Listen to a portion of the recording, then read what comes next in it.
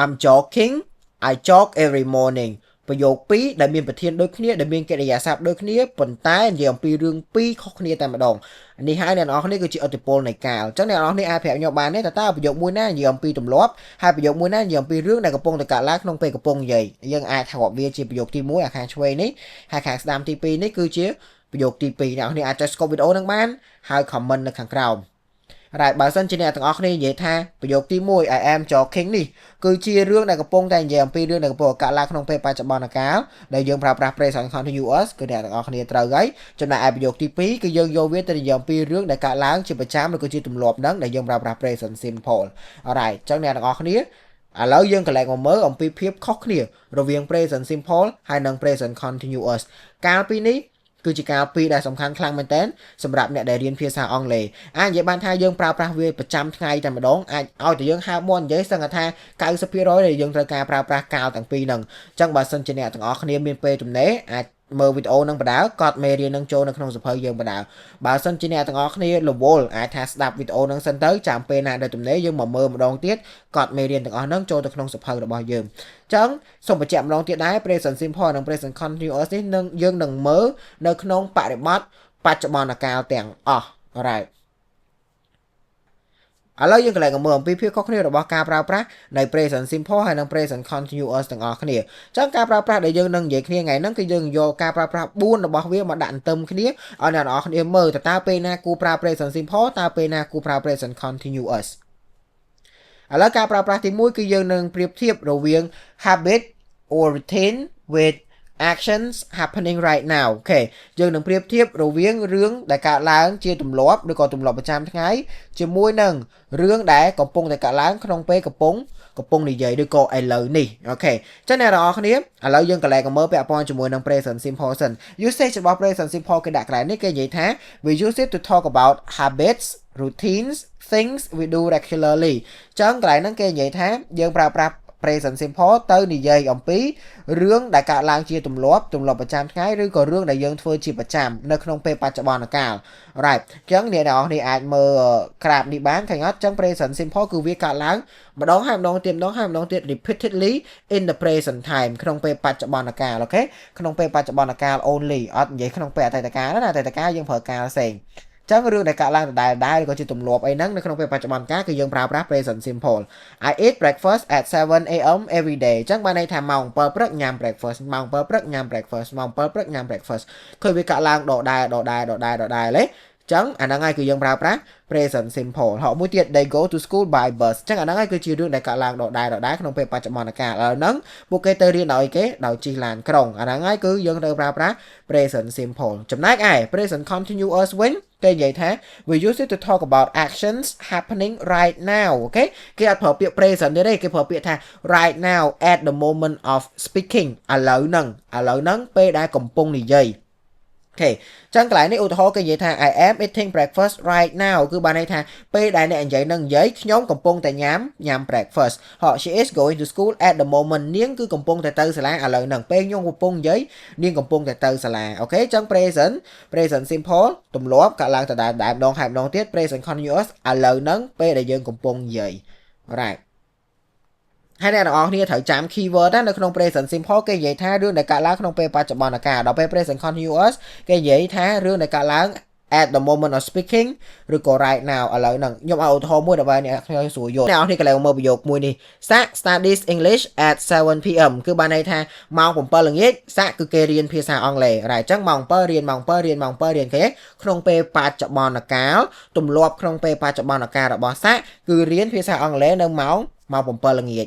ប៉ុន្តែថ្ងៃហ្នឹង but today ឥឡូវហ្នឹងពេលខ្ញុំកំពុងនិយាយហ្នឹងសាក់ is sleeping ប៉ុន្តែថ្ងៃហ្នឹងពេលខ្ញុំកំពុងនិយាយហ្នឹងសាក់កំពុងតែគេងតែអាហ្នឹងបានលុបទម្លាប់គាត់ថាម៉ោង7គាត់រៀនអង់គ្លេសអត់មិនមែនទេគេនៅទម្លាប់ហ្នឹងនៅតែដដែលជារៀងរាល់ថ្ងៃក្នុងពេលបច្ចុប្បន្នកាលហ្នឹងគឺគាត់នៅតែរៀនភាសាអង់គ្លេសម៉ោង7ល្ងាចដដែលប៉ុន្តែលើកឡើងថ្ងៃហ្នឹងមួយឯងដែលគាត់កំពុងតែគេងអូខេ ចឹងអ្នកទាំងអស់គ្នាត្រូវបែងចែកឲ្យដាច់ present simple និយាយអំពីបច្ចុប្បន្នកាល present continuous និយាយពីឥឡូវហ្នឹងពេលហ្នឹងម៉ោងកំពុងនិយាយថ្ងៃកំពុងនិយាយអាហ្នឹងហើយគឺជាភាពខុសគ្នាទី1រវាងកាលពីរហ្នឹងអូខេឥឡូវយើងកន្លែងមើលភាពខុសគ្នាទី2រវាង present simple ហើយនិង present continuous ទាំងអស់គ្នាចឹង present simple គឺយើងយកវាទៅនិយាយអំពី permanent situation រឿងដែលកើតឡើងជាអចិន្ត្រៃយ៍ right ឬក៏ facts ឬក៏ជាការពិត right ការពិតដែលមិនអាចបដិសេធបានឧទាហរណ៍ he lives in ភ្នំពេញគឺបានន័យថាគាត់រស់នៅទីក្រុងភ្នំពេញជាអចិន្ត្រៃយ៍ right គាត់រស់នៅជាអចិន្ត្រៃយ៍ផ្ទះគាត់នៅនឹងដល់ពេលមួយទៀត water boils at 100 celsius អញ្ចឹងគឺបានន័យថាទឹកពុះនៅក្នុង100អង្សាឃើញអត់អាហ្នឹងហើយគឺជារឿងពិតដែលมันអាចប្រកែកបានដល់ពេល present continuous នេះវិញគឺយើងយកវាទៅនិយាយអំពី temporary situations or may only last for a short period of time គឺបានន័យថាយកទៅនិយាយអំពីរឿងបណ្ដោះអាសន្នឬក៏អាចថារឿងដែលកើតឡើងតែឥឡូវហ្នឹងឯងបណ្ដោះអាសន្នឥឡូវហ្នឹងឯងតែមុខទៀតគឺមានការប្រែប្រួលហើយឧទាហរណ៍គេនិយាយថា he is staying with his cousins this week គឺបានន័យថាអាទិត្យហ្នឹងគឺគាត់នៅផ្ទះរបស់បងប្អូនជីដូនមួយរបស់គាត់ដល់ពេលចប់ពីអាទិត្យហ្នឹងគាត់ទៅកន្លែងផ្សេងគាត់ទៅផ្ទះគាត់វិញអីចឹងទៅដល់ពេលខាងនេះអាខាង he lives in ភ្នំពេញខាង present simple នេះអាហ្នឹងជាអាស័យដ្ឋានអចិន្ត្រៃយ៍ដល់ពេលខាងនេះមិនមែនអាស័យដ្ឋានអចិន្ត្រៃយ៍ទេនៅបណ្ដោះអាសន្នឧទាហរណ៍មួយទៀតខ្ញុំនិយាយថា he is living in ភ្នំពេញ right he is living in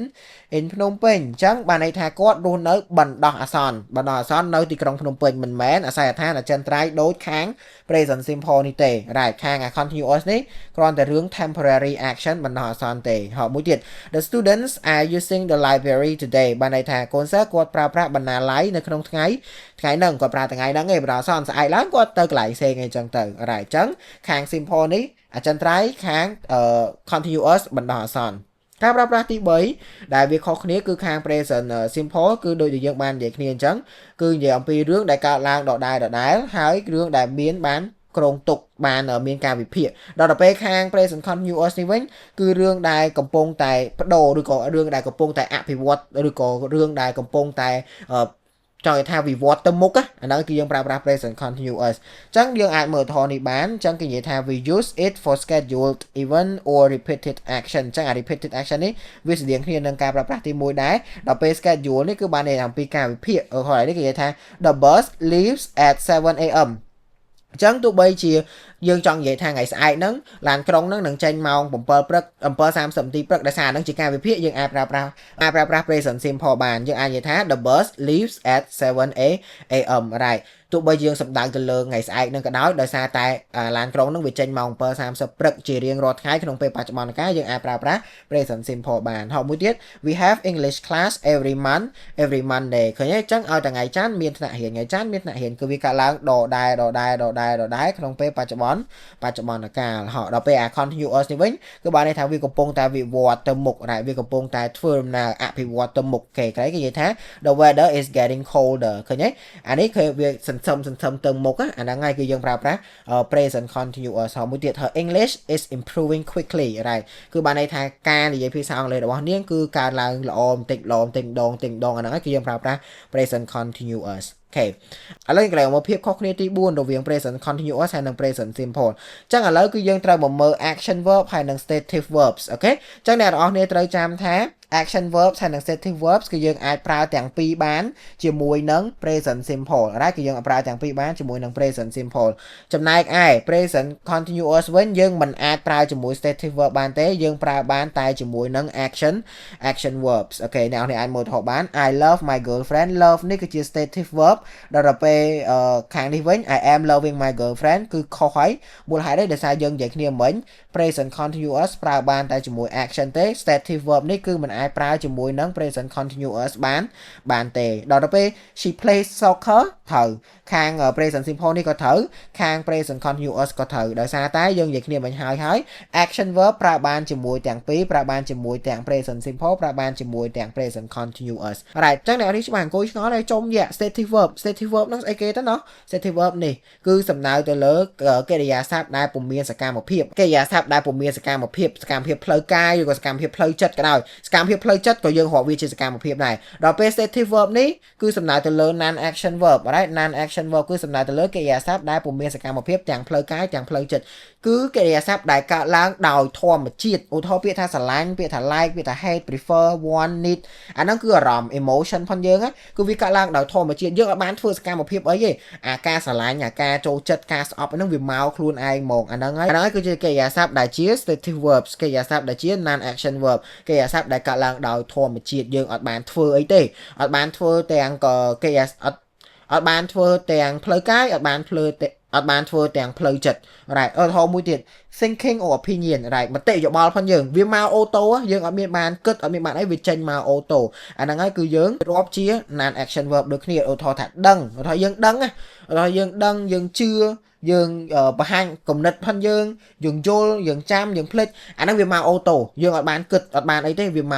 កតាដោយធម្មជាតិហ្មងហើយមួយទៀត possession ឬក៏ belonging បង្ហាញអំពីកម្មសិទ្ធិហ្នឹងក៏យើងអត់ប្រើវាជា action verb ដែរកិរិយាសព្ទទាំងអស់ដែលបង្ហាញអំពីកម្មសិទ្ធិរបស់យើងដូចជាពាក្យថា have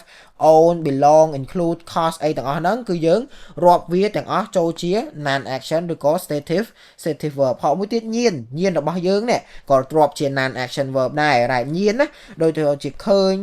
ឮធំក្លិនតែភ្លក់មានអារម្មណ៍ថាអស់ហ្នឹងហើយគឺយើងរាប់វាជា non action verb alright អញ្ចឹងយើងឃើញហើយនឹងយើងមើលខុសគ្នាអូខេពាក្យ see នេះមិនមែនដូចពាក្យថា look ទេណា look គឺយើងមើលដោយប្រើកម្លាំងភ្នែកយើងដែលយើងប្រើភ្នែកយើងទៅមើលយើងចេញកាយវិការទៅមើល right យើងប្រើចង់ថាវាអត់កើតឡើងដោយធម្មជាតិទេដល់ពេលឃើញវាកើតដោយធម្មជាតិបើក្របភ្នែកមកឃើញហ្មង right អញ្ចឹងបានន័យថាវាកើតមកដោយធម្មជាតិណាដល់ពេលពាក្យថាធំក្លិនភ្លក់អីហ្នឹងហើយដល់ពេលពាក្យថាធំក្លិនលឺអីហ្នឹងក៏ធម្មជាតិដែរហើយពាក្យ hear នេះក៏ខុសពីពាក្យថា listen ដែរ listen គឺយើងបានន័យថាយើងត្រង់ត្រាប់ស្ដាប់គឺយើងត្រៀមខ្លួននៅក្នុងការស្ដាប់យើងធ្វើសកម្មភាពទៅស្ដាប់ដល់ពេលពាក្យ hear នេះអត់ទេគេស្រែកណាណោះយើងអត់មានបានធ្វើសកម្មភាពអីហងអាសលេងហ្នឹងវាលឺចូលយើងហ្មងឃើញអត់អស់ហ្នឹងហើយគឺជា non action verb ហើយ seem look appear right appearance គឺនិយាយពាក់ព័ន្ធជាមួយនឹងតើយើងមើលមកវាមិនអីមិន right ហើយមួយទៀត measurements ដូចជា weigh measure contain អស់ហ្នឹងហើយគឺយើងត្រូវប្រើវាជា non action verb ប្រើបានតែជាមួយនឹង present simple ទេ present continuous ពួកពាក្យទាំងអស់នេះគឺយើងមិនអាចប្រើវាបានទេ alright ចឹង stative verbs ឬក៏ non action verbs ហ្នឹងបើសិនអ្នកចង់ចាំឲ្យស្រួលហ្មងគឺសំដៅទៅលើកិរិយាសព្ទណាដែលយើងមិនបានធ្វើសកម្មភាពផ្លូវកាយឬក៏សកម្មភាពផ្លូវចិត្តទេវាកើតឡើងដោយធម្មជាតិ right ហើយយើងអាចចាំ categories វាទាំង1 2 3 4 5 6នេះបាន right ហើយបើសិនអ្នកនេះចង់មើលបន្ថែមទៀតអាច search បន្ថែមនៅក្នុងអ៊ីនធឺណិតទៀតហើយអានេះគឺយើងត្រូវជួបមួយចំណាំមួយហ្មងstative verbs ហ្នឹងហើយអ្នកនេះត្រូវប្រយ័ត្នពាក្យខ្លះវាមានន័យពីរ right ពាក្យខ្លះវាមានន័យពីរឧទាហរណ៍ពាក្យថា see នេះពាក្យថា see នេះវាមានន័យពីរន័យទី1របស់វាគឺមិនមែនបកប្រែមកថាឃើញទេគឺបកប្រែមកថាជួប I'm seeing John this weekend right គឺបានន័យថាខ្ញុំរៀបចំខ្លួនទៅជួបចននៅក្នុងចុងសប្តាហ៍នេះអរ៉ៃអញ្ចឹង see ដែលបកប្រែមកថាជួបនេះដើរតួនាទីជា action verb ដោយសារតែវាជាសកម្មភាពright វាមានសកម្មភាពគឺយើងត្រៀមខ្លួនទៅជួបចនដល់ពេលមួយទៀត I am seeing a monkey អាហ្នឹងបានខុសមិនបានខុសពាក្យ see នេះគឺបកប្រែមកថាឃើញអត់អាចប្រើវាជាមួយនឹង present continuous បានទេដោយសារតែយើងនិយាយគ្នាហើយ stative verb ឬមួយក៏ non action verb គឺយើងមិនអាចប្រើជាមួយនឹង present continuous បានទេមិនអាចប្រើបានទេប្រើបានតែមួយនេះ present simple យើងត្រូវនិយាយថា I see a monkey right បានតែយើងបើកភ្នែកមកឃើញវាកើតឡើងដោយធម្មជាតិបើសិនអ្នកនរចង់ថាខ្ញុំកំពុងអង្គុយមើលយើងដាក់ថា I am looking right I am looking at a monkey អូខេឥឡូវឲ្យឧទាហរណ៍មួយទៀត the chef is tasting my food right the chef is tasting my food អូខេអញ្ចឹងមិនយើងចាំហីមិននិយាយគ្នានេះពាក្យ taste ណា taste នេះ taste មិននិយាយគ្នាហើយតែ taste ជា non action verb taste ដែលមានថាមានរសជាតិហ្នឹងណាគឺជា non action verb ប៉ុន្តែប្រយោគមួយនេះត្រូវមូលហេតុអីបានត្រូវដោយសារតែ taste ខ្លះនេះគឺយើងមិនមែនបកប្រែមកថាមានរសជាតិទេ taste ខ្លះនេះគឺយើងបកប្រែន័យទី2របស់វាដែលមានន័យថាភ្លក់right បានន័យថាចុងភៅគឺកំពុងតែភ្លក់ម្ហូបរបស់ខ្ញុំអូខេអញ្ចឹងបើសិនជាយើងយកវាទៅបកប្រែនៅក្នុងន័យមួយទៀតដែលវាន័យវាជា action verb គឺយើងអាចប្រើវាជាមួយនឹង present continuous បានធម្មតា alright អញ្ចឹងនិយាយម្ដងទៀត action verb ប្រើបានទាំងពីរទាំង simple ទាំង continuous non action verb ឬក៏ stative verb ប្រើបានតែមួយទេប្រើបានតែ present simple ទេ present continuous ប្រើមិនបានដាច់ខាតអូខេ present continuous ប្រើមិនបានដាច់ខាតប្រើបានតែ present simple ទេចំពោះ stative verb អូខេអញ្ចឹងឥឡូវយើងកន្លែងមើលអំពីភាពខុសគ្នារបស់ទម្រង់របស់ present simple ហើយនិង present continuous ទាំងអស់គ្នាហើយអញ្ចឹងទម្រង់របស់ present simple ហើយនិង present continuous គឺយើងបែងចែកវិញជា3គឺយើងមើលទម្រង់ស្របហើយនិងទម្រង់បដិសេធហើយនិងទម្រង់សំណួរអូខេអញ្ចឹងទម្រង់ស្របរបស់ present simple គឺ subject បូកជាមួយនឹង verb 1 បូកជាមួយនឹង object ឃើញទេ I គឺជា subject it គឺជា verb 1 breakfast គឺជា object ហើយដល់ពេល present continuous វិញគឺ subject បូកជាមួយនឹង am is are បូកជាមួយនឹង verb ing បូកជាមួយនឹង object អូខេអញ្ចឹង I am eating breakfast right now អញ្ចឹង I គឺជា subject am គឺជា am is are eating គឺជា verb ing breakfast គឺជា object subject I ប្រើជាមួយនឹង am subject he she it ប្រើជាមួយនឹង is subject you we they ប្រើជាមួយនឹង are អ្នកនរគ្នារបៀបថាមេរៀនដែលយើងនិយាយគ្នាពាក់ព័ន្ធជាមួយនឹង present simple ហើយនិង present continuous តែឯងណាគឺយើងបាននិយាយគ្នាស៊ីជម្រៅហើយអ្នកនរគ្នាអាចចុចទៅមើលនៅក្នុង profile របស់ YouTube ខ្ញុំបានគឺយើងមានរបៀបថានិយាយស៊ីជម្រៅហ្មងអញ្ចឹងរបៀបថាទម្រង់នេះគឺអត់សូវនិយាយស៊ីជម្រៅក្នុងវីដេអូនេះទេវីដេអូនេះគឺផ្ដោតលើអាមិញការប្រើប្រាស់ភាពខុសគ្នារវាងការប្រើប្រាស់ដល់ពេលទម្រង់នេះគាត់តែដាក់បង្ហាញឲ្យមើលវាខុសគ្នាអញ្ចឹង right បើសិនជាអ្នកទាំងអស់គ្នាចង់ឲ្យចាំទម្រង់ច្បាស់គឺយើងអាចទៅមើលនៅក្នុងវីដេអូ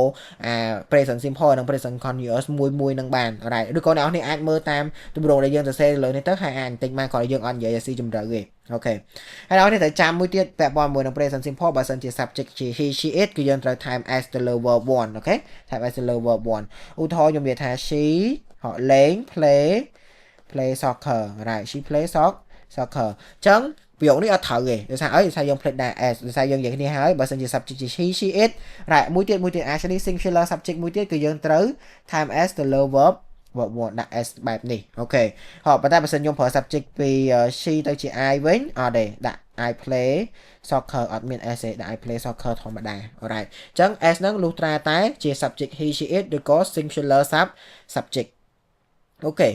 ហើយដល់ពេលប្រយោគបដិសេធវិញនៅក្នុង present simple គឺ subject បូកជាមួយនឹង don't ឬក៏ doesn't យើងត្រូវការប្រើពីរហ្នឹងបូកជាមួយនឹង verb base form បូកជាមួយនឹង object right អូខេអញ្ចឹង verb base form ហ្នឹងគឺខុសគ្នាពី verb 1 មិញណា verb 1 មិញយើងនិយាយគ្នាហើយបើសិនជា subject ជា he she it right បើសិនជា subject ជា he she it យើងត្រូវ time s តែ verb base form នេះគឺយើងមិន time អីទាំងអស់អូខេគឺយើងអត់ time អីទាំងអស់ឃើញទេ she doesn't go to school right គឺយើងអត់ time ទៅលើ verb 1ទេ verb 1ហ្នឹងវាដូរខ្លួនទៅជា verb infinitive ឬក៏ verb base form ហ្នឹងហើយអញ្ចឹងគឺយើងឡើង time អីទៀតហើយដោយសារតែយើងមាន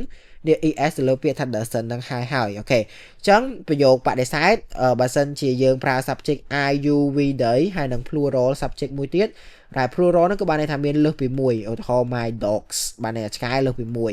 ខេ my dogs គឺយើងប្រើជាមួយនឹង don't បើសិនជា he she it ឬក៏ singular ដែលមានតែមួយហ្នឹងគឺយើងប្រើជាមួយនឹង the doesn't អូខេ right គឺយើងប្រើបែបហ្នឹងដល់ពេល present continuous វិញគឺ subject បូកជាមួយនឹង am is are និយាយទៅគឺយើង time តែ not ពីខាងក្រោយ am is are នៅក្នុង present simple ញ៉ៃតិចត្រូវដូរ verb 1ទៅជា base verb ប៉ុន្តែនៅក្នុង present continuous អត់ទេគឺគ្រាន់តែដាក់ not ពីខាងក្រោយ am is are verb ing រក្សានៅដដែល am is are រក្សានៅដដែល object subject រក្សានៅដដែល right អញ្ចឹងកន្លែងនេះ I am not eating breakfast right now ខ្ញុំមិនមែនកំពុងតែញ៉ាំ breakfast ទេនៅពេលឥឡូវហ្នឹងអញ្ចឹងបើសិនអ្នកនរចង់ដូរទៅប្រយោគស្របវិញលុប not ចោលទៅហើយលុប not ចោលទៅស្របហើយឃើញអត់អញ្ចឹងដូរពីស្របមកបដិសេធគ្រាន់តែដាក់ not នឹងឯងអូខេដល់ពេលប្រយោគសំណួរដូចគ្នានៅក្នុងប្រយោគសំណួរ present simple គឺយើងចាប់ផ្ដើមដោយ do does បូកជាមួយនឹង subject បូកជាមួយនឹង verb base form right អញ្ចឹងdo ប្រើមួយ are you we they និង plural does ប្រើជាមួយនឹង he she it ហើយនឹង singular មិននិយាយគ្នាហើយ right ហើយ verb គឺយើងប្រើ verb base form ដដែលទោះបីជា subject she ក៏ដោយ like នេះអត់មាន s ទេបើប្រយោគស្របប្រយោគស្របត្រូវសេចេះ she likes tea right she likes tea អូខេ like នេះមូលហេតុអីមាន s ដោយសារតែនៅក្នុងប្រយោគស្របគឺយើងប្រើ verb 1 right អញ្ចឹង subject he she it ហើយនឹង singular គឺយើងត្រូវ time s right ទៀតយើងនិយាយរឿង time s ហ្នឹងទៀត time s ហ្នឹងមានលក្ខខណ្ឌអីគេខ្លះ right ដល់ពេលចូលដល់ប្រយោគបដិសេធហើយនឹងប្រយោគសំណួរគឺយើងឡើងនិយាយរឿង time s ហើយដោយសារតែយើងប្រើប្រាស់ verb base form right she doesn't like tea អូខេ like that គឺអញ្ចឹង like នេះអត់មាន s ទេ like នេះក៏អត់មាន s ដែរអូខេ ដល់ពេលប្រយោគសំណួរវិញគឺយើងចាប់ដើមដោយ MSR right ចាប់ដើមដោយ MSR បូកជាមួយ subject បូកមួយ verb ing បូកមួយ object នៅក្នុង present continuous អញ្ចឹង are you are នេះគឺជា MSR ហើយ you គឺជា subject eating គឺជា verb ing breakfast right now គឺជា object ហើយយើងនិយាយគ្នាមិនហើយ I ប្រើមួយ am he she it ប្រើមួយ is you វាដែលប្រើជាមួយនឹង are អូខេឥឡូវយើងកន្លែងមើលពាក់ព័ន្ធជាមួយនឹងចំណុចសំខាន់មួយចំនួនដែលអ្នកនរគ្នាដឹងពាក់ព័ន្ធជាមួយនឹង present simple ហើយនិង present continuous អញ្ចឹង present simple មិនយើងនិយាយគ្នាហើយនៅពេលដែល subject he she it ហើយនឹង singular subject គឺយើងត្រូវបន្ថែមs right យើងត្រូវបន្ថែម s ត្រូវប្រើ singular verb អញ្ចឹងយើងត្រូវថែម s អញ្ចឹងអាចថាកិរិយាសព្ទ 90% គាត់ដាក់ s ទៅលើ verb 1 ហ្នឹងគឺចប់ហើយប៉ុន្តែអ្នកនរគ្នានិយាយម្ដងហើយម្ដងទៀតអ្វីដែលយើងនិយាយគ្នាមួយថ្ងៃនេះគឺយើងនិយាយតែក្នុងប្រយោគស្របទេណាប្រយោគបដិសេធនិងប្រយោគសំណួរអត់ទេយើងប្រើ verb base form អត់មានថែមអីទៀតទេថែមតែប្រយោគស្របទេ right ចឹង 90% នៃពាក្យកិរិយាសព្ទធម្មតាគឺយើងថែម s ទៅដូចជាពាក្យថា play ឬពាក្យ likes នេះគឺយើងដាក់ s ធម្មតាទៅប៉ុន្តែមានករណីមួយចំនួនដែលអ្នកនរគ្នាត្រូវចាំដែរដូចជាពាក្យដែលបញ្ចប់ដោយអក្សរ s អក្សរ x អក្សរ sh អក្សរ ch អក្សរ o គឺយើងអត់ថែម s ទេគឺយើងត្រូវថែម es វិញអូខេអាហ្នឹងគឺជារឿងដែលអ្នកនរគ្នាត្រូវចាំដល់ពេលដែលយើងត្រូវថែម s យើងអត់ថែម s ទេគឺយើងថែម es វិញអូខេមួយទៀតបើសិនជាពាក្យហ្នឹងបញ្ចប់ដោយអក្សរ y ហើយនៅពីមុខ y ហ្នឹងគឺជា consonant right consonant គឺយើងត្រូវលុប y ថែម ie ហើយ es right ប៉ុន្តែបើសិនជានៅពីមុខ y ហ្នឹងគឺជា vowel គឺយើងអត់លុប y ទេគឺយើងដាក់ s ធម្មតាទៅអូខេអញ្ចឹងយើងមើលពីមុខ y នេះឃើញមុខអក្សរ y របស់ពាក្យថា play ហ្នឹងគឺជាអក្សរ a ហើយពីមុខ y របស់ពាក្យថា enjoy ហ្នឹងគឺជាអក្សរ o អញ្ចឹងពួកវាគឺជា vowel អញ្ចឹងនៅពេលដែល vowel យើងអត់លុបទេថែម s ធម្មតាអញ្ចឹង vowel ក្នុងភាសាអង់គ្លេសមានគេខ្លះ a e i o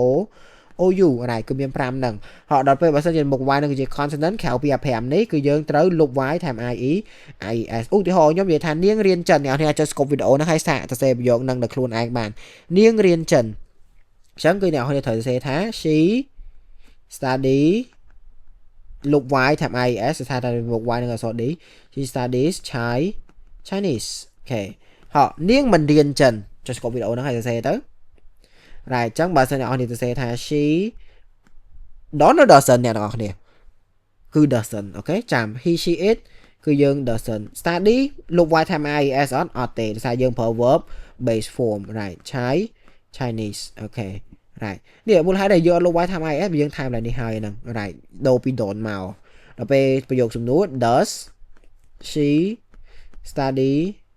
Chinese អូខេright ចាំបើសិនខ្ញុំចង់និយាយថានាងកំពុងតែរៀនចិនហា present continuous វិញណាយើងទៅសេមិនវិញគឺអ្នកនរត្រូវនិយាយថា she is អូខេ she ប្រើមួយ is study ដាក់អីគេមិន present continuous គឺយើងដាក់ ing she is studying Chinese ឃើញទេ right បើសិនចង់ប្រើប្រយោគបដិសេធដាក់ not មក she is not studying Chinese ចង់សំណួរដាក់ is នៅពីមុខវិញ is she studying Chinese right like that អូខេអ្នកនរគ្នាគឺយើងទៅសេអញ្ចឹងអូខេនេះដាក់ចូលសំណួរច្រឡំដាក់ full stop អូខេហើយក៏មាន irregular verb ដែរអ្នកនរគ្នា irregular verb ដូចជាពាក្យថា have នេះ right ពាក្យថា have នេះនៅពេលដែលយើងដូរ time s គឺដូរទៅជា has តែម្ដងអាហ្នឹងគឺជាអ្វីដែលអ្នកនរគ្នាត្រូវចាំហ្មងអញ្ចឹងណា right ហើយយ៉ាងអ្នកនរគ្នា slide មួយនេះដែរគឺបញ្ជាក់អ្វីដែលខ្ញុំនិយាយម្ដងហើយម្ដងទៀតម្ដងហើយម្ដងទៀតម្ដងហើយម្ដងទៀតជ្រុំម្ដងហើយម្ដងទៀតនៅក្នុងប្រយោគបដិសេធហើយក្នុងប្រយោគសំណួរនៅក្នុង present simple គឺយើងមិនបន្ថែម s ទៅលើ verb កិរិយាសព្ទទៀតទេដោយសារតែយើងមានពាក្យថា does នឹងហើយអញ្ចឹងក្នុងប្រយោគបដិសេធនិងប្រយោគសំណួរកុំដាក់ s ឲ្យសោះប្រធាននឹងជាស្អីក៏ដោយកិរិយាសព្ទគឺគ្មាន s ទេអូខេកិរិយាសព្ទគឺគ្មាន s ដាច់ខាតមានតែប្រយោគស្របទេ right ខ្ញុំនិយាយសកត់ធ្ងន់តិចដោយសារតែសិស្សភាគច្រើនរៀនដល់កម្រិត5កម្រិត6អីមួយខាងពួកយើងក៏ដល់ក៏នៅតែសរសេរច្រឡំណារឿង time s នៅក្នុងប្រយោគបដិសេធប្រយោគសំណួរហើយដល់ពេលប្រយោគស្របតែផ្លេចដាក់ s វិញអាហ្នឹងគឺជារឿងដែលធ្វើឲ្យយើងខុសអាហ្នឹងគឺជារឿងដែលធ្វើឲ្យយើងបាត់បន្ទុកនៅពេលយើងសរសេរ writing គឺជារឿងដែលធ្វើឲ្យយើងបាត់បន្ទុកនៅពេលយើង speaking ហើយឧទាហរណ៍យើងនិយាយថា she play soccer ឧទាហរណ៍យើងនិយាយ she play soccer អត់បញ្ចេញសលេង s ហ្នឹងគឺយើងបាត់បន្ទុកដោយសារគេរាប់ថាយើងអត់ចេះpresent simple គ្រាន់តែ time s យើងអត់ចេះ time ដែរនៅក្នុងកិរិយាសព្ទ verb 1ហ្នឹងគេគិតថាអូអ្នកនិយាយនេះអត់ដឹងថាប្រធាន he she it ហើយនឹង singular នៅក្នុង present simple ត្រូវ time s ទៅលើ verb 1ប៉ុណ្ណឹងគាត់មិនមែនជាអ្នកប្រើប្រាស់ភាសាអង់គ្លេសមួយដែលល្អទេអញ្ចឹងគេដកពិន្ទុយើងនៅក្នុង speaking ហើយអូខេអញ្ចឹងគឺអ្នកនរគ្នាត្រូវបញ្ចេញសលេងនឹងចេញទៅ alright slide មួយនេះគឺយើងនិយាយពាក់ព័ន្ធជាមួយនឹង time expression អាចបានថានៅពេលដែលយើងឃើញពាក្យដែលបញ្ជាក់ពេលវេលាទាំងអស់ហ្នឹងគឺយើងប្រើប្រាស់ present simple ហ្មងឧទាហរណ៍ពាក្យ every day every week every month គេ every គឺរៀងរាល់បានន័យថារឿងហ្នឹងកើតឡើងម្ដងហើយម្ដងទៀតម្ដងហើយម្ដងទៀតជាប្រចាំថ្ងៃប្រចាំអាទិត្យឬក៏ប្រចាំខែ adverb of frequency ដល់ពេលನಾವುឃើញពាក្យ always usually often sometimes never rarely seldomly frequently alright almost never ឃើញពាក្យ adverb of frequency ទាំងអស់ហ្នឹងគឺប្រើ present simple 100% ហ្មងនៅពេលដែលយើងប្រៀបធៀបគ្នាជាមួយនឹង present continuous អានេះគឺយើងនិយាយតលក្ខខណ្ឌប្រៀបជាមួយ present continuous ទេណា alright on Mondays នេះគឺបានន័យថា every Monday okay every Monday នៅពេលដែល Monday មាន s ហ្នឹងគឺបានន័យថា every Monday on weekends alright in the morning in the evening alright គឺយើងប្រើ present simple ឃើញអស់ហ្នឹងអាចនិយាយបានថា 99.99% ដែលយើងប្រើ present simple កុំនិយាយថាដល់ 100% ពេល kilo វាមានករណីលើកលែងឯមួយចំនួនតាមជាក់ស្ដែងអញ្ចឹងទៅរៀនថា 99.99% ចុះអូខេឥឡូវយើងកន្លែងក៏មើលពាក់ព័ន្ធជាមួយនឹងចំណុចសំខាន់មួយចំនួនរបស់ present continuous វិញហើយអញ្ចឹងនៅពេលដែលយើងប្រើប្រាស់ present continuous យើងដឹងហើយមិនគឺយើងត្រូវប្រើ verb ing ឥឡូវយើងកន្លែងក៏មើលពាក់ព័ន្ធជាមួយនឹងការ spell verb ing មួយចំនួនមើលច្បាប់មួយចំនួនរបស់ verb ing តាមការពិតការនិយាយ time s ថា verb ing ហ្នឹងគឺខ្ញុំបាននិយាយលម្អិតនៅក្នុងមេរៀន present simple ឬក៏ present continuous time s ហ្នឹងនិយាយក្នុង present simple verb ing នេះនិយាយក្នុង present continuous ហើយអានេះគ្រាន់តែជាការរំលឹកឡើងវិញតិចតិចណាអញ្ចឹងចំពោះកិរិយាសព្ទ 90% ដូចគ្នាទៅនឹងការ time s ដែរគឺយើងដាក់ ing ទៅគឺវាត្រូវហើយប៉ុន្តែបើសិនជាពាក្យនឹងបញ្ចប់ដោយអក្សរ e អាចថាយើងត្រូវលុប e ចោលហើយយើងបានយើង time ing ដូចជាពាក្យថា make និងពាក្យថា write គឺយើងត្រូវលុប e ចោលហើយលុប e ចោលសិនបានយើង time ing អូខេអានេះគឺរឿងដែលយើងត្រូវចាំច្បាប់ទី2ច្បាប់ B ដែលយើងត្រូវចាំហ៎ឥឡូវយើងមើលច្បាប់ទី3របស់ការ time ing វិញបើសិនជាវាជា consonant vowel consonant អូខេបើសិនជាវាជា consonant vowel consonant នៅ3តួអក្សរចុងក្រោយអូខេនៅ3តួអក្សរចុងក្រោយគឺបើវាគឺជា CVC right បើសិនជាវាជា CVC consonant vowel consonant right consonant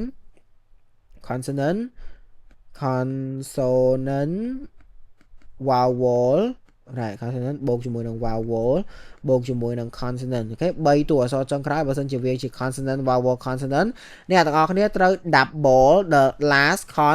consonant មុនពេលដែលយើងត្រូវ time ing អូខេបើសិនជាវាជា CVC គេ CVC យើងចាំជាខ្លី CVC អ្នកគ្នាអាចមើលបានអក្សរ O នេះគឺជា consonant ហើយអក្សរ U នេះគឺជា vowel អក្សរ N នេះគឺជា consonant មិននិយាយគ្នាហើយណា right vowel ក្នុងភាសាអង់គ្លេសក៏មាន5ហ្នឹង A E I O U អញ្ចឹង U ហ្នឹងវាចូលនៅក្នុងចំណោម5ហ្នឹងហើយអញ្ចឹងវាគឺជា vowel right ដល់ពេលដក5ហ្នឹងចេញទៅគឺជា consonant ហើយអញ្ចឹងដូចអក្សរ O អញ្ចឹងវាអត់មាននៅក្នុង A E I O U វាក៏អត់មានអក្សរ O អត់អញ្ចឹងវាគឺជា consonant ឯងអញ្ចឹងឃើញទេ CVC អញ្ចឹងអ្នកនរគ្នាត្រូវ double the last consonant ហើយអ្នកនរគ្នាត្រូវ time ing នេះក៏ដូចគ្នាដែរ SIT sit S គឺជា consonant I គឺជា vowel T គឺជា consonant អូខេ double the last consonant មុនពេលដែលអ្នកនរគ្នា time ing right ហើយប៉ុន្តែបើសិនជាពាក្យនឹងបញ្ចប់ដោយអក្សរ IE right បើសិនជាបញ្ចប់ដោយអក្សរ IE គឺករណីពិសេសគឺអ្នកនរគ្នាត្រូវដូរ IE ទៅជាអក្សរ Y ហើយបើយើង time ing ដូចជាពាក្យថា lie ទៅជា lying die ទៅជា dying right អ្នកនរគ្នាចឹង slide មួយនេះដែរគឺយើងនិយាយគ្នាពាក់ព័ន្ធជាមួយនឹង time expression ពាក្យបញ្ជាក់ពីពេលវេលាមួយចំនួននៅពេលអ្នកនរគ្នាឃើញពាក្យទាំងអស់ហ្នឹងអាចថា 99.99% ដែលយើងប្រើប្រាស់ជាមួយនឹង present continuous ចឹងដល់ពេលអ្នកនរគ្នាឃើញពាក្យថា right now ពាក្យថា now at the moment of speaking currently អីហ្នឹងពាក្យច្រើនគឺគេប្រើជាមួយនឹង present continuous អូខេហើយមានពាក្យបញ្ជាក់ពេលវេលាមួយចំនួននេះទៀតដែលបង្ហាញអំពីសកម្មភាពដែលកើតឡើងបណ្ដោះអាសន្នដូចពាក្យថា today this week this month these days for a few days for now អីហ្នឹងគឺបង្ហាញអំពីភាព temporary ហើយអញ្ចឹងនៅពេលដែលអ្នកនរឃើញពាក្យទាំងអស់ហ្នឹងអាចថា 99% ដែលយើងប្រើជាមួយនឹង present continuous អូខេឥឡូវអ្នកនរគ្នាឥឡូវយើងមកធ្វើ practice ទាំងអស់គ្នាយើងមកធ្វើលំហាត់ពាក់ព័ន្ធជាមួយនឹងការប្រៀបធៀប present simple និង present continuous ទាំងអស់គ្នាអ្នកនរគ្នាអាចចុច scope video ហ្នឹងបាន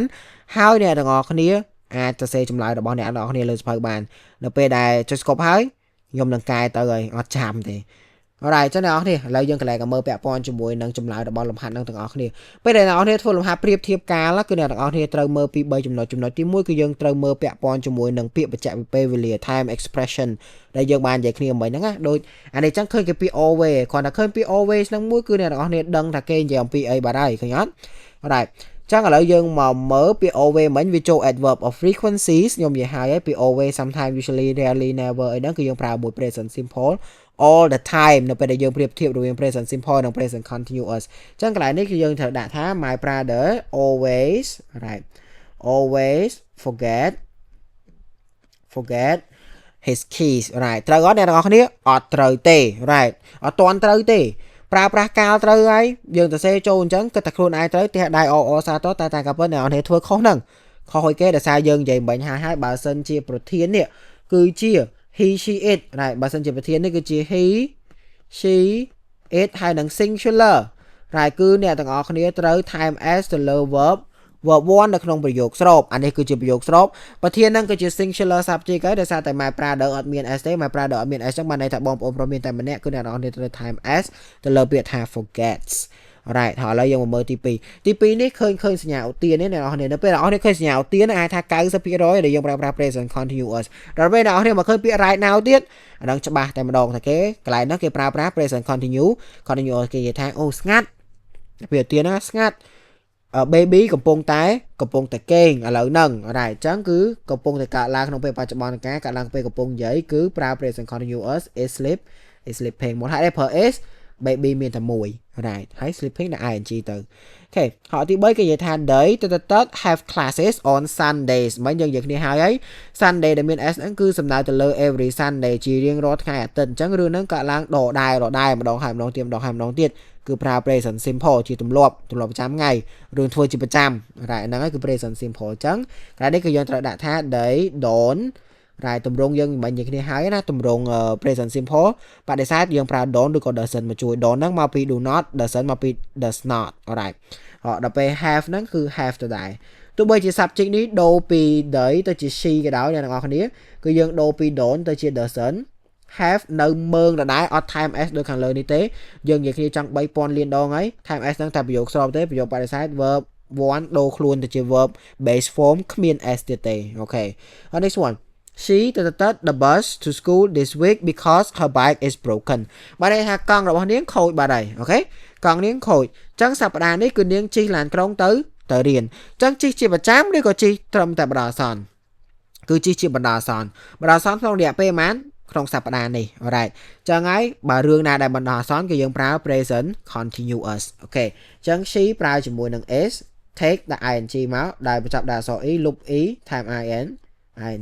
ខេហើយមួយទៀត look មើលអូខេអញ្ចឹងពេលដែលយើងកំពុងហើបមាត់និយាយគ្រូកំពុងតែសរសេរនៅលើក្តារខៀនគ្រូមានម្នាក់មូលហេតុដឹងអត់មាន s ទេអញ្ចឹង the teacher is writing ចាប់ដាក់អក្សរ e loop e time in ng អូខេហើយមួយទៀតខ្ញុំអត់យល់សំណួរនេះទេកំពុងតែអត់យល់ឥឡូវហ្នឹង can you help me right អញ្ចឹងកំពុងតែកើតឡើងយើងប្រើអីគេអ្នកនរគ្នាប្រើ present continuous no ខុសហើយគឺយើងត្រូវប្រើ present simple មូលហេតុអី understand ដូចនិយាយគ្នាមិនអញ្ចឹង stative verb right គឺក៏ non action verb រឿងដែលកើតឡើងដោយធម្មជាតិ right គឺបានន័យថាយើងអត់យល់វាកើតដោយធម្មជាតិតែគេបញ្យល់មកយើងអត់យល់យើងមានបានធ្វើសកម្មភាពអីយើងអត់យល់ហ្នឹង right អញ្ចឹងគឺយើងត្រូវដាក់ I don't understand អូខេ I don't understand អូខេមួយទៀត we usually មិននិយាយហើយ usually គឺប្រើ present simple ឈប់និយាយច្រើនណាហត់ណាអូខេមួយទៀត the students at the moment ឃើញពី at the moment ប្រើ present continuous តែឥឡូវនេះឡើងប្រើ is ហើយប្រើ are ដោយសារ student មានច្រើនដោយសារតែមាន s right អញ្ចឹងមានច្រើនអញ្ចឹងដាក់ថា the student are practicing oh my god អូខេអូខេឥឡូវមកលំហាត់ចុងក្រោយអ្នកនរគ្នាអាចចុច scope វីដេអូនឹងម្ដងទៀតបានហើយមកមើលតើលំហាត់3ហ្នឹងប្រយោគមួយណាត្រូវ A ត្រូវឬក៏ B ត្រូវអូខេឥឡូវយើងមកមើលទាំងអស់គ្នាខ្ញុំសង្ឃឹមថាឲ្យចុច scope វីដេអូនឹងធ្វើហើយណាមុនពេលយើងមកមើលអញ្ចឹងឥឡូវនេះគេនិយាយថា he is not liking spicy food he doesn't like spicy food like ចូលចិត្តហ្នឹងគឺចូលចិត្តយើងវាមកដោយធម្មជាតិយើងមិនបានធ្វើសកម្មភាពអីទេអារម្មណ៍ផងយើងហ្នឹងគឺវាមកដោយធម្មជាតិហ្មងអញ្ចឹងកន្លែងនេះគឺយើងមិនអាចប្រើ he is not liking បានទេគឺយើងត្រូវប្រើ he doesn't like ហើយមួយទៀត we are having lunch right now we have lunch right now មិននិយាយថាឃើញពាក្យ right now ដឹងតែប្រើ present continuous ហើយប៉ុន្តែអ្នកនរគ្នាពាក្យថា have នេះ គឺជា possession បង្ហាញពីកម្មសិទ្ធិអញ្ចឹងនៅពេលដែលអ្នកនរគ្នាបង្ហាញពីកម្មសិទ្ធិវាគឺជា stative verb ទៀតហើយគឺយើងមិនអាចប្រើជាមួយនឹង present continuous បានទេយើងប្រើជាមួយនឹង present simple អូខេមួយទៀតដែល usually ប្រើមួយ present simple អូនិយាយឡើងចង់40នាទីហត់អូខេអ្នកនរគ្នា complete អូឈប់ធ្វើអូខេអូ wait អ្នកនរគ្នាចង់ធ្វើចុច scope video នឹងបានឥឡូវខ្ញុំគូវងឲ្យអាមួយណាត្រឹមត្រូវអូខេនេះត្រូវអូនេះជាការពិត fact នេះ fact អានេះនេះ at the moment អូខេ every day ក៏ឡើងដែរ so yeah ត្រូវអូខេចឹងអ្នកនរគ្នាយើងក៏មានថ្នាក់រៀន online ដែរអ្វីដែលយើងនិយាយគ្នាឥឡូវនេះអ្វីដែលយើងអាចនិយាយបានថាអ្នកនរគ្នាមើលវីដេអូហ្នឹងគាត់មេរៀនចូលសភៅគាត់ចូលអីគ្រាន់តែជាផ្នែកមួយនៃការរៀនទេអ្នកនរគ្នារៀនអញ្ចឹងអ្នកនរគ្នាចាំបានតែរូបមន្តរៀនអញ្ចឹងអ្នកនរគ្នាបានតែយល់ពីភាពខុសគ្នាអ្នកនរគ្នាអាចបានប្រើវានៅក្នុងការនិយាយឬក៏ការទៅសេប្រចាំថ្ងៃអត់មានអ្នកជួយមើលអត់មានអ្នកជួយដឹកដៃបរៀនបន្ថែមទៀតគឺអ្នកនរគ្នារៀនអត់ទៅមុខទេគឺយើងចេះបានតែរូបមន្តប៉ុណ្្នឹងឯងបើសិនជាអ្នកទាំងអស់គ្នាចង់ចេះឲ្យលំអិតហ្មងចង់ចេះឲ្យនិយាយកើតចង់ចេះឲ្យទៅសេកើតចង់ចេះឲ្យប្រើប្រាស់ភាសាអង់គ្លេសនឹងកើតតតែអ្នកនរគ្នាចូលរៀនជាមួយនឹងខាងពួកយើងនៅពេលដែលអ្នកនរគ្នាចូលរៀនគឺអ្នកនរគ្នានឹងមានដៃគូនៅក្នុងការនិយាយជាមួយអ្នកនរគ្នានឹងមានគ្រូនៅក្នុងការជួយណែនាំជួយកែសម្រួលនៅពេលអ្នកនរគ្នានិយាយខុសជួយរៀបចំជាសកម្មភាពផ្សេងៗឲ្យអ្នកនរគ្នារៀនទៅគឺសប្បាយនៅក្នុងការរៀនជួយលើកទឹកចិត្តឲ្យអ្នកនរគ្នាបន្តការសិក្សាជួយឲ្យអ្នកនរគ្នានឹងមានពលឺដើរទៅមុខទៀតយើងដឹងថាត្រូវដើរទៅផ្លូវណាអរ៉ាយទៅជួយច្រើនណាអ្នកនរគ្នាមានចំណាប់អារម្មណ៍អាចទំនាក់ទំនងមកលេខទូរស័ព្ទ01752 178នឹងបានយើងនឹងផ្ញើតេស្តឲ្យធ្វើអូតែប៉ិតតេស្តហ្នឹងក៏មាននៅក្នុង description ដែរអ្នកនរអាចចុចនៅក្នុង description ហើយអ្នកនរអាចធ្វើតេស្តនឹងបានធ្វើតេស្តហើយពួកយើងនឹងតាក់ទងទៅហើយអ្នកនរចូលរៀនយើងមានកម្រិតច្រើនមានដល់ទៅ10កម្រិតណោះរ៉ាពី1ដល់10ហើយយើងមានវគ្គ beginner ដែរសម្រាប់អ្នកដែលគាត់អត់ទាន់ចេះហើយអ្នកដែលរៀនត្រៀមបាក់ឌុបអីហ្នឹងចូលមករៀនជាមួយខាងពួកយើងពីឥឡូវទៅ2ខែមុនបាក់ឌុបគឺយើងនឹងមានថ្នាក់រៀនត្រៀមបាក់ឌុបទៀតរ៉ាអញ្ចឹងអ្នកនរគ្នាមានចំណាប់អារម្មណ៍ចូលរួមជាមួយនឹងខាងពួកយើងចូលរួមជាមួយនឹងសាលាពួកយើងជាមួយដើម្បីអភិវឌ្ឍភាសាអង់គ្លេសរបស់អ្នកទាំងអស់គ្នាright ចឹងអ្នកនរគ្នាកុំភ្លេចចុច subscribe ម្នាក់មួយផងវីដេអូក្រោយៗទៀតគឺយើងនឹងនិយាយអំពីកាលផ្សេងទៀតយើងនិយាយអំពី past simple past continuous past perfect អី past របៀបថា narrative tenses គឺយើងនឹងនិយាយទាំងអស់ហ្នឹងហើយយើងនិយាយអំពីការរាប់លេខយើងនិយាយពីរបៀបថា grammar អីផ្សេងទៀតនិយាយពីរបៀបរៀននិយាយពីតាក់ទិចរៀនអង់គ្លេសមកអីចេះយ៉ាចឹងអ្នកនរគ្នាកុំភ្លេចចុច subscribe ម្នាក់មួយផងអរគុណច្រើនបាយ